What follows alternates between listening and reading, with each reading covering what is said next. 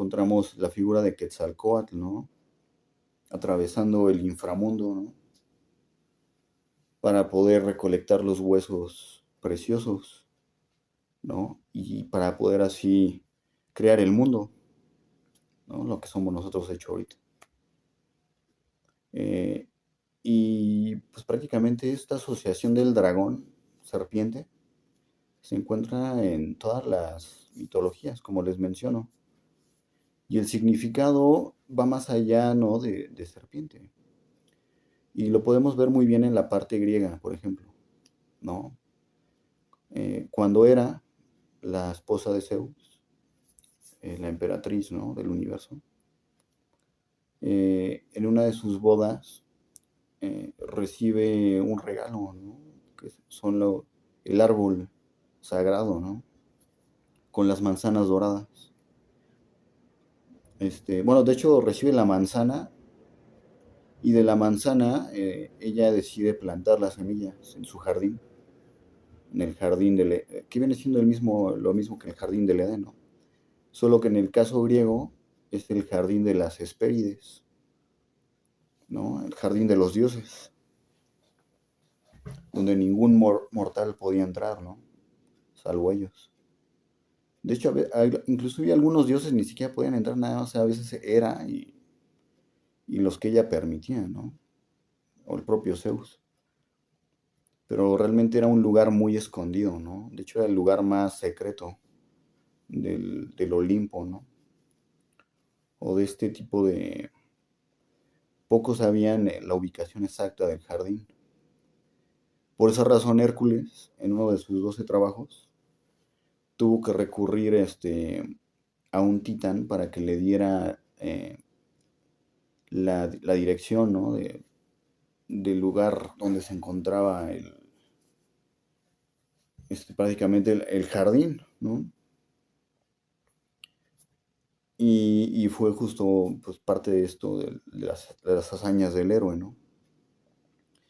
Y aquí podemos encontrar justamente al dragón, implícito en su relación con el jardín del Edén, o de las Hespérides, que viene siendo lo mismo, prácticamente. Eh, Se dice que había un dragón de hecho custodiando el árbol justamente de las manzanas doradas, un dragón de 100 cabezas, ¿no? Eh, y pues este dragón, serpiente, era el que no dejaba que nadie pues, tocara, ¿no? Ese sitio sagrado, ¿no? ¿Por qué? Porque el dragón es el guardián de lo sagrado, de lo arcano, ¿no? De lo secreto, el protector del paraíso, el que puede decidir si entra o de plano te destruye, ¿no? Para que tú no puedas entrar. Y esta concepción del dragón se nota en toda la literatura mítica o ya inclusive contemporánea, ¿no? Que viene retomando esas reminiscencias, ¿no? Desde esas epopeyas, ¿no? Y ahí encontramos cómo el significado del dragón, de la serpiente, es un significado muy sagrado y que tiene una relación muy intrínseca con la divinidad, ¿no? El guardián de lo sagrado, de lo eterno, de la sabiduría, porque de hecho a la serpiente se le asocia con la sabiduría. Aquí retomando otro concepto que viene siendo ya más judío-cristiano, encontramos bueno, que no está en judío-cristiano porque tiene sus orígenes también de hecho, desde Babilonia y Grecia hasta Roma. El caso de Lucifer, ¿no? La estrella de la mañana, ¿no? Que él viene representando también a la serpiente. Por eso siempre se le representa a este ser con una serpiente, ¿no?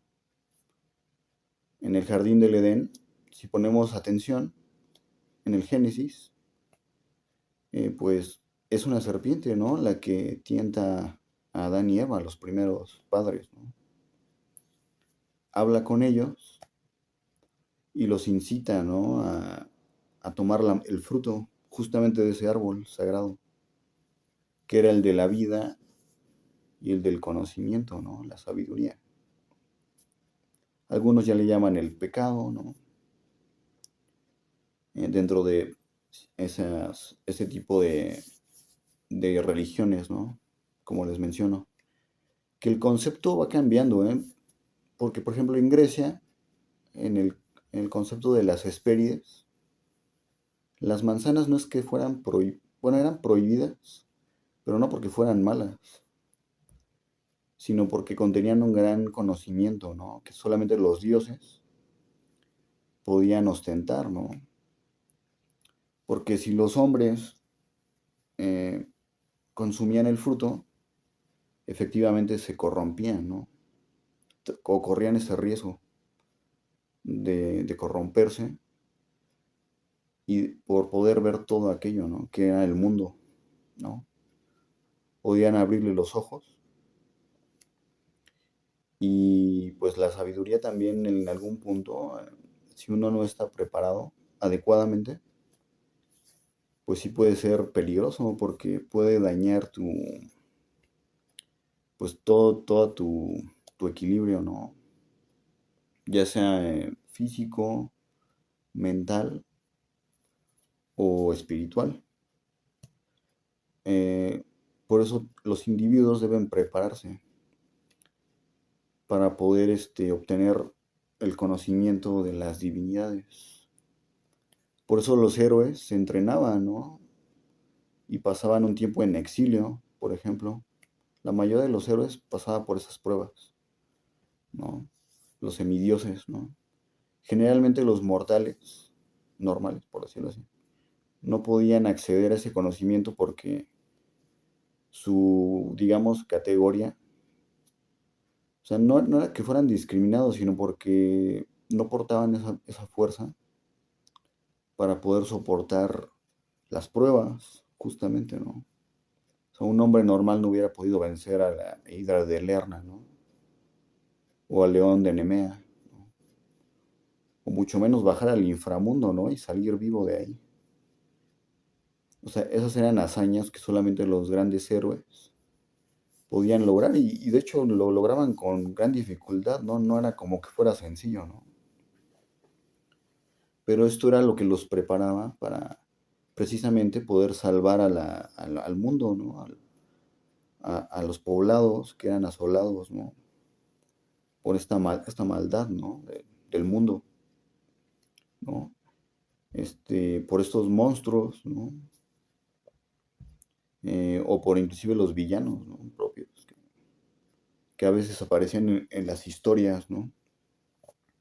Y de hecho el anillo en el caso de la mitología nórdica, en el anillo de los Nibelungos, se puede ver muy bien este tipo de concepto, ¿no? De lo prohibido y de por qué el ser humano normal no puede acceder a él tan fácilmente. Porque en el caso del dragón Fafnir, por ejemplo, les recomiendo leer esa mitología.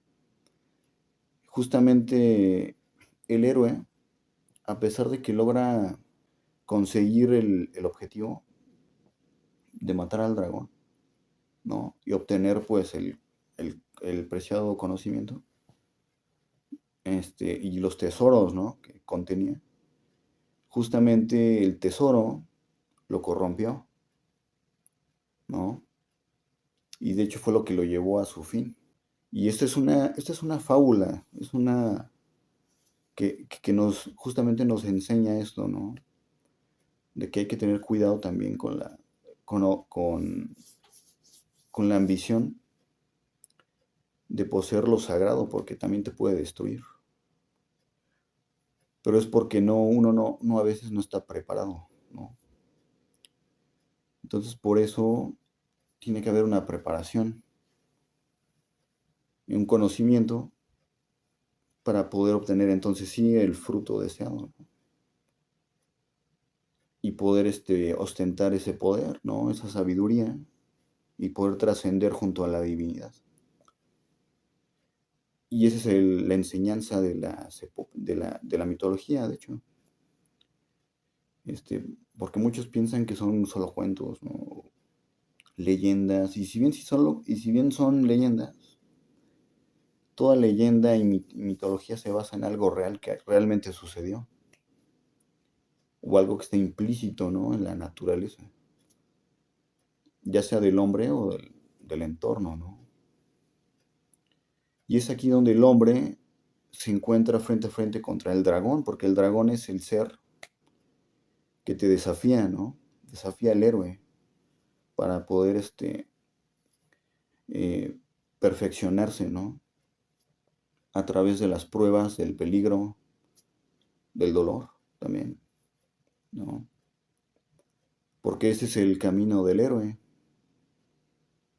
es el camino a la trascendencia, ¿no?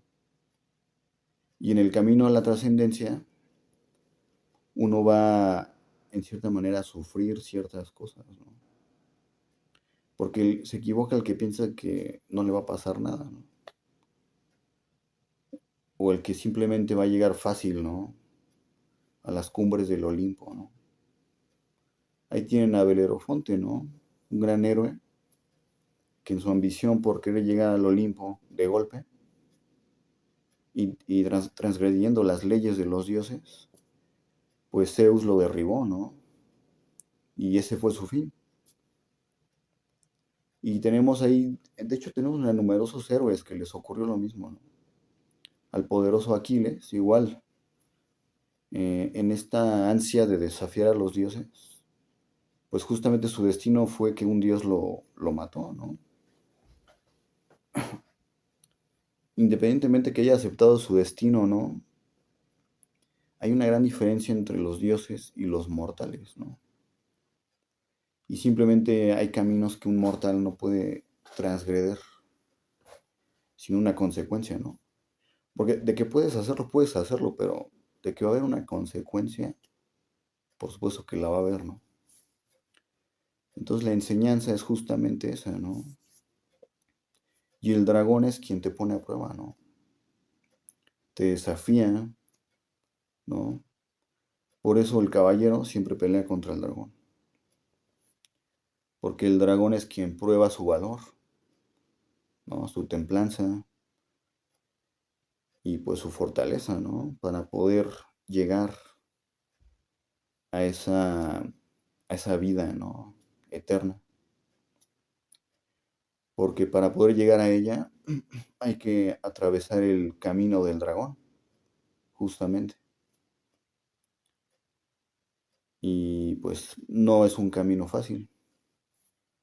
Y esta es la enseñanza justamente del simbolismo que se emplea justamente en cada cultura y con cada leyenda, ¿no? Cada mitología de cada lugar.